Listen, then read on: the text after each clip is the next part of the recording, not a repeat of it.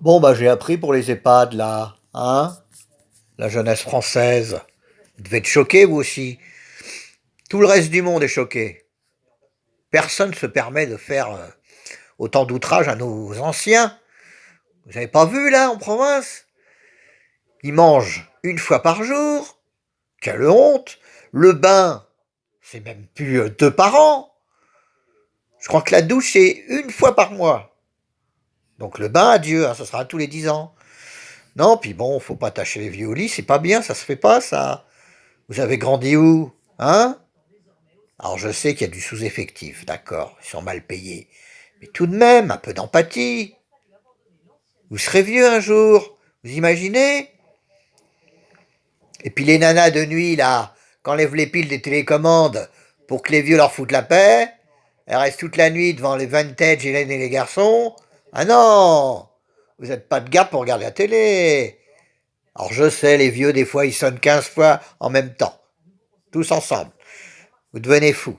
Mais quand même, enlevez les piles. Non! Franchement, un peu de mansuétude. Hein? Essayez de vous mettre à leur place. Faut pas être cruel comme ça.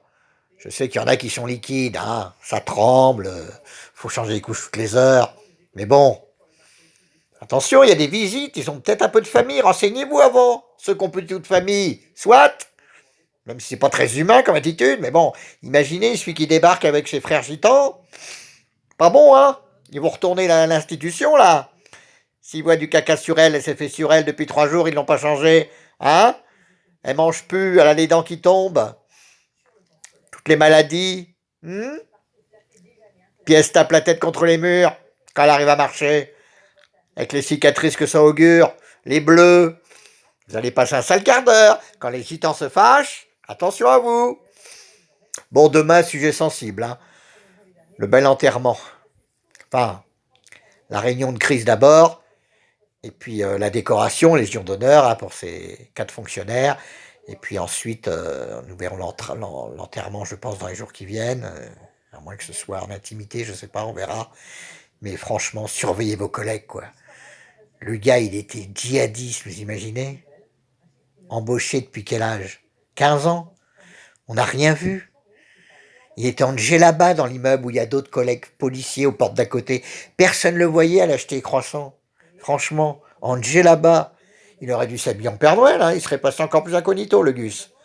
Et puis, et à un moment, il faut se dire, des relations, il va où? Il va à la mosquée salafiste. Quoi? Oh là là là. Puis je vous parle pas des clés USB qu'il a dû engranger, le mec. Le stockage sur tous les collègues, la vie privée, les mœurs, à quelle heure ils se lavent les dents, quelle heure ils font caca, il va tout savoir, hein. Il va balancer ça à une organisation, ça risque de faire mal, hein. Souvenez-vous de Magnanville.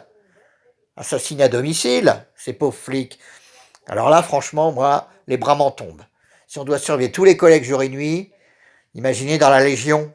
Oh, comme ils sont tous barbus, quand on défile le 14 juillet, ben, je sais pas comment on va faire là. Enfin, qu'ils défilent tout nus. Comme ça, on verra peut-être. Ceux qui ont le prépuce qui dépasse, eh ben, c'est ceux-là. Les autres, ils ont la peau encore dessus. Donc, ils sont pas musulmans. Bon, là-dessus, on verra demain. Plein de sujets intéressants demain. Puis le courrier, modéré un petit peu, parce que là, la deuxième piscine est commencée. Allez, bonne journée, ma semeux.